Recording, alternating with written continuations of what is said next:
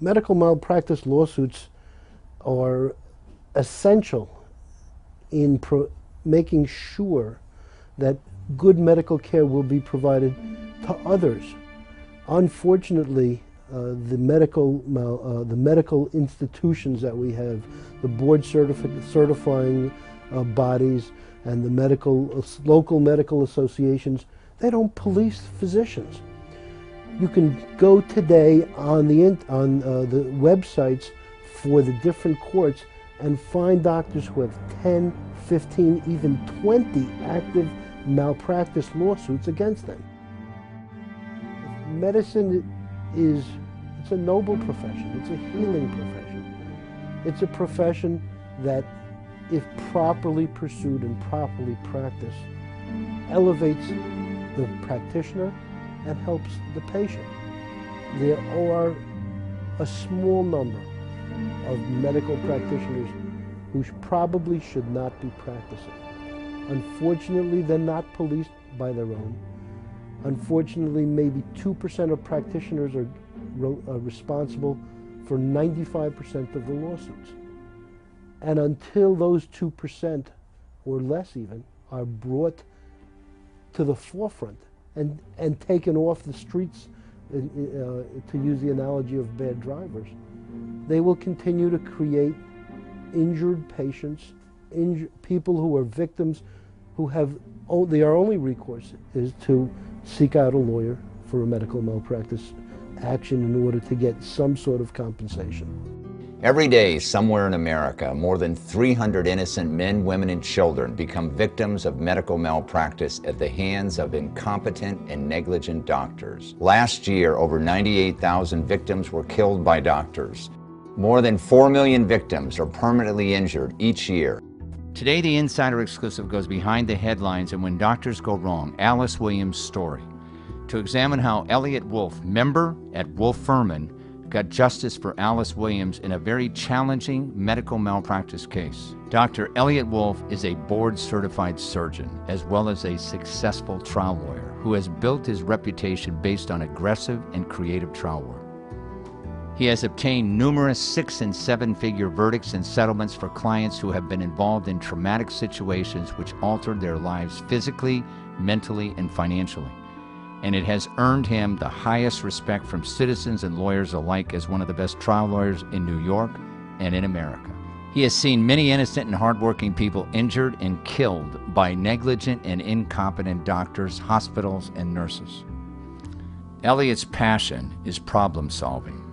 He approaches each medical negligence case as a scientist and as a lawyer trying to solve a puzzle.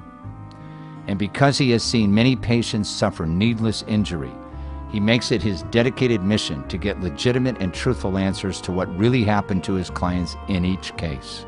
And through the American judicial process, he gets answers to these tough questions, which result in hospitals and doctors being more responsible to patients and society. These successes drive him to help more people who have been harmed by incompetent and negligent doctors. His goal, to make medicine safer and more accountable, and of course, to get the justice his clients deserve. This is the Insider Exclusive, live from New York.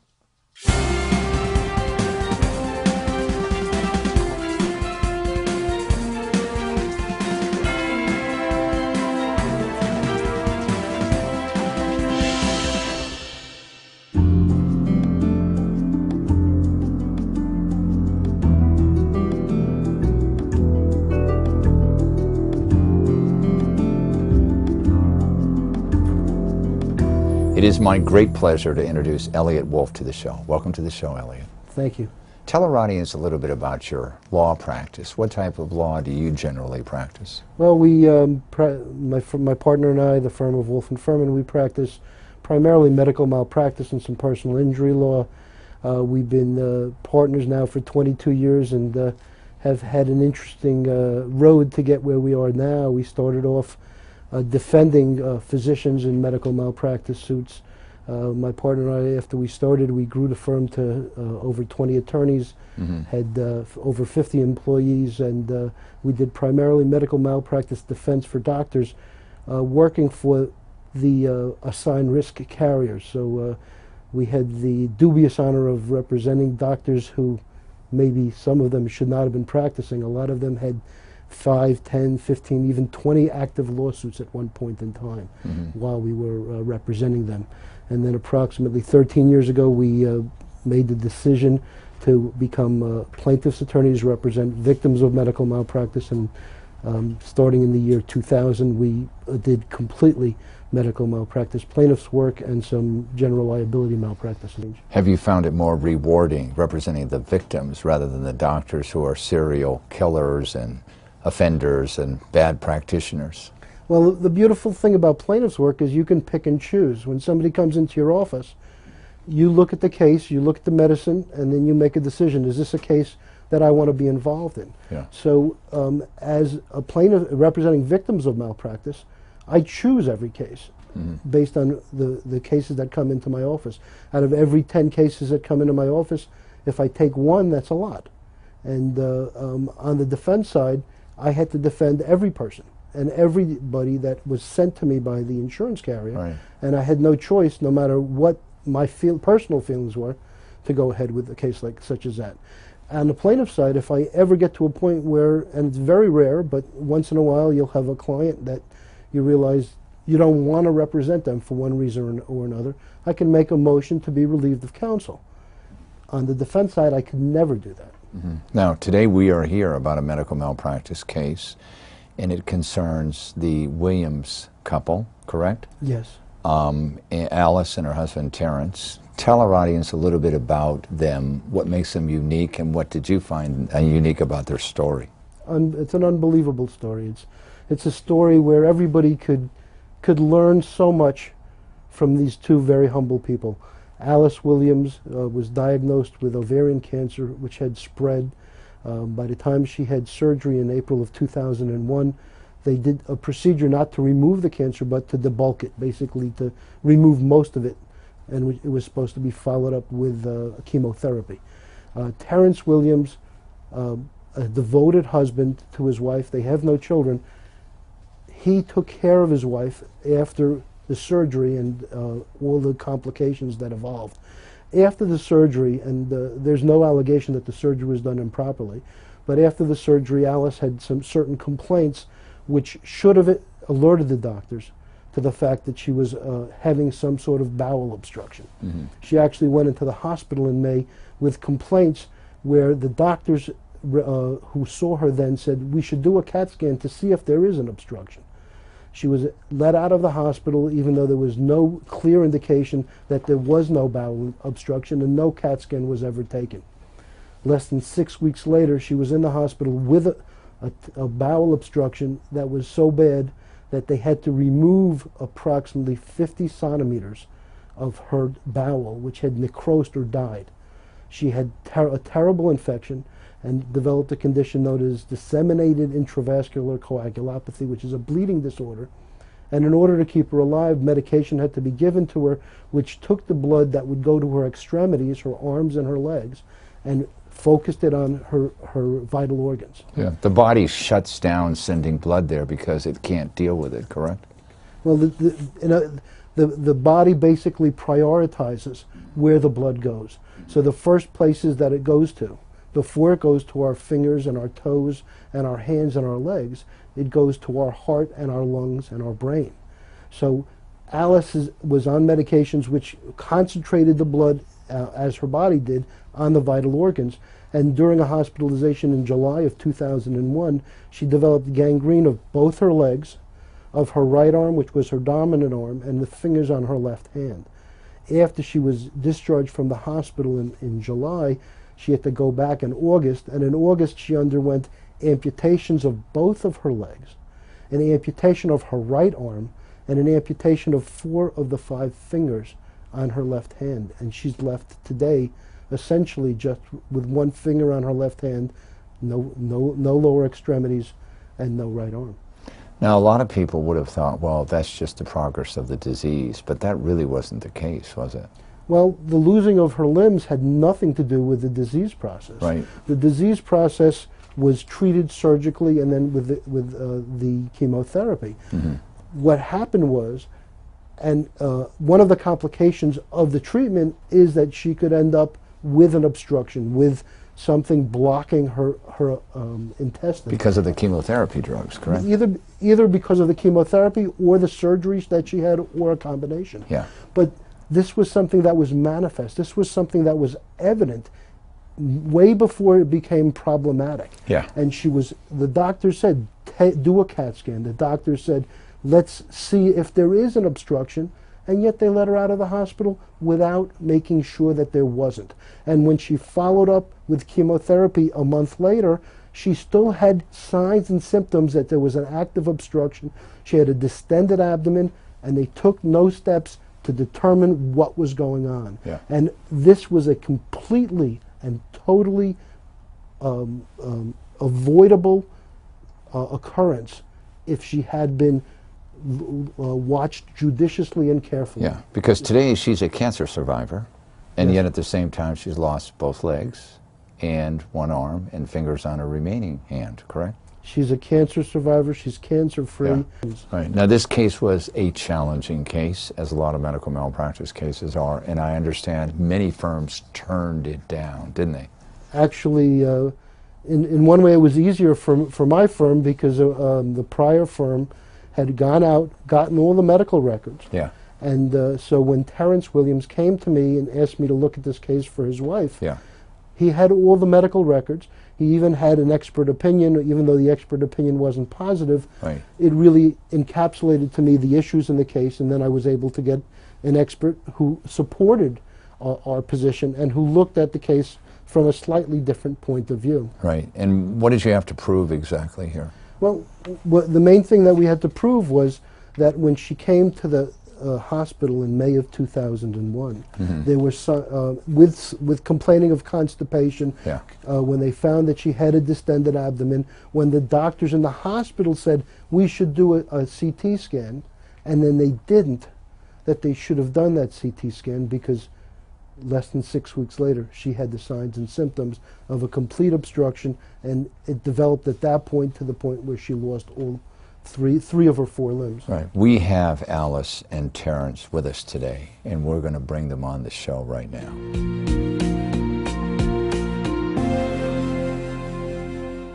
It's my great pleasure to introduce Terrence and Alice Williams to the show. Welcome to the show, guys. Thank you. Thank you very much for being here. Your story is remarkable, and congratulations for being a cancer survivor. Thank you. You have had many other challenges, obviously, and that's why we are here today on this case. When we do these shows, we like to have our guests share with our audience what's it like to be a cancer survivor, for example. Where do you derive your inspiration to go on and keep living each day to the fullest? Well, I love life, and I just do what comes natural. And I had to make a lot of changes in my life, but it seems to be coming all together pretty good. Okay.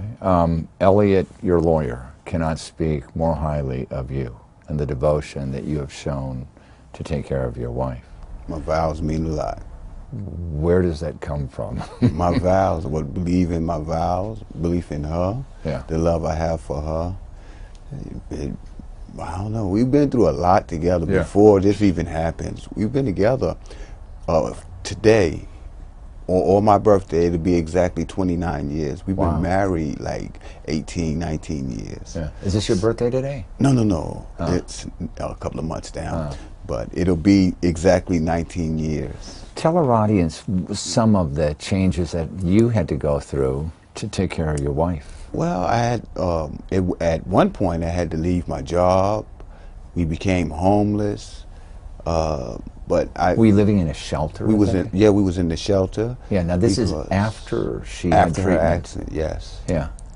And the nurses or the nurses' aides, they couldn't seem to function with her. You know, it was like it was too much for them. So, and then they just didn't seem to have good sense sometimes. So, I didn't want nothing else to happen to her. If you would have seen her in the hospital, it was like, wow, the worst I've ever seen anybody, the scariest look I've ever seen. So I was afraid to even let anybody to take care of her. So I just did what I had to do. When you say the scariest, what do you mean by that? Well, when one time me and my father went up to the hospital to see her, and this is when because what happened, let me back it up some. What happened was it started with ovarian cancer. Right. And as her wound from the operation was healing, it collapsed her intestine. Yes. And it ruptured inside of her. So when she woke up, when I took her, by the grace of God, I took her to the hospital on the day that it ruptured. I carried her in the hospital. She collapsed, they put on a gurney, and from then it was a disaster.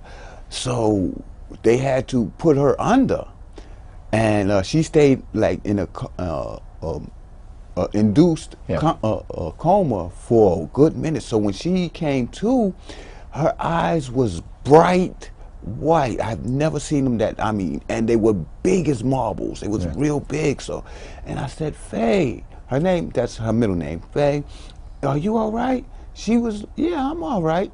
But she knew instinctively that something was wrong, because that's when her hands had started, the gangrene started setting in. And she knew something was wrong. She just didn't know and her heels had the gangrene, her feet had gangrene. She'd get up and she was trying to walk, and when I looked at it, that's why I said that was the scariest moment, and it was like I felt so helpless, I couldn't do nothing. Right. That did, so. How has this experience brought you together even closer? Well, he stayed with me. He helped me. Oh, and we was so close already. When we was younger, when we got together, I was in my 20s, she was in a little later 20s, and we used to play like teenagers. So we was just always together. I'll give you a good funny story. I was working security, right? And late night, and what happened was I would get bored because I was always with her. So I would get bored and I call her up, what you doing? She said, nothing. Okay, so it was one of the buddies that was maintenance. He said, well, why don't you bring her here if you're not doing that? Because we have no children. So he said, well, so we ended up coming there. We was in a big college. I ain't gonna say no name. We was in a big college with skates on. I got my security uniform on. Well, they can't fire you now.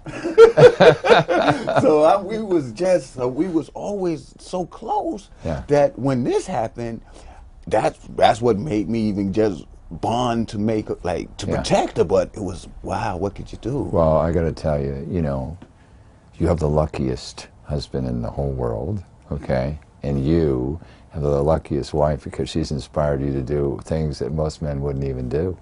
That's what your vows mean. What kind of advice do you give our audience out there who are going through difficult times to try to work with them together? What advice would you have to say to them? Just be yourself and do all you can do to help yourself and your spouse. Okay. What about yourself, Terry? Well, times is hard, and if you don't got each other, you have nothing. So as long as you work together with each other, you have the world. So if you can keep that in mind, everything else is gonna fall in place. No disaster lasts forever. Yeah, that's a good point. I want to thank both of you for coming here today, spending time with us. You have a very inspirational story.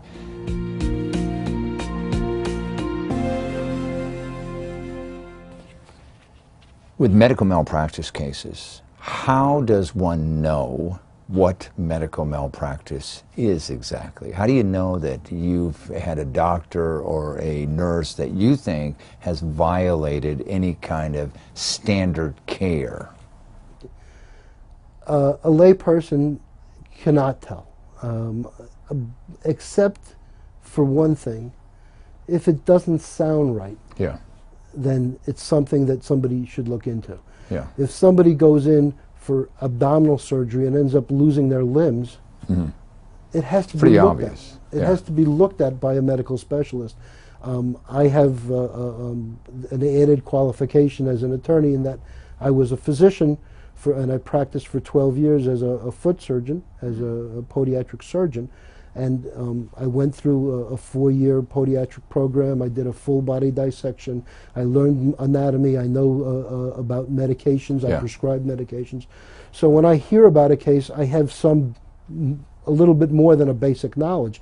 But most cases, you have to be you have to consult with an expert in the field in order to make that determination. Even if you don't know the answer for sure, whether you've had medical malpractice committed against you, what do you recommend that a person or potential victim do? Well, if somebody has a horrific effect of a surgery, or of a medical condition that they believe should have been picked up earlier, they should consult with an attorney who specializes in medical malpractice. That way, at least they'll get their concerns allayed, or they'll find out that they have a viable case. You mentioned before the show that Alice and Terrence, and especially Terrence, they have an unusual relationship that you really find admirable. What is that? Terrence was taking care of his wife when she lost her limbs in such a way where they gave up their home because he couldn't afford to keep where they were living. He would wake up 2 hours early every morning, help her get dressed, help her on with her prosthetic limbs, make sure she was fed and clothed, would go to work, make sure that she had something to eat for lunch before he left, and then he would come home and take care of her at night as well, make sure she had something to eat. He was is such a loving man who basically gave up everything in order to take care of his wife. And I think that most men, especially when there's a family without children, would not have that devotion where they would take care of their spouse to such a degree and in such a selfless manner. One of the things that was touching to me during the trial of this action was the jury's response, not so much to Alice, and there's a lot of shock value, unfortunately, in seeing her as what's left of her. But when they saw Terrence, who was without any vindictiveness, just matter-of-factly taking care of his wife, and Alice's response when asked on the stand as to how has your relationship with your husband changed because of what happened to you, she testified, I can't put my arms around my husband anymore. And to her, that was a very significant loss. Most people in this day and age wouldn't look at a loss like that Alice suffered in such a manner. Nobody would ever think of that, you know. Well, you took care of them, and I want to thank you very much for being on this show. You did a great job. Thank you. Thank you very much. Thanks for joining us. You can get more information about our guest and the issues at insiderexclusive.com.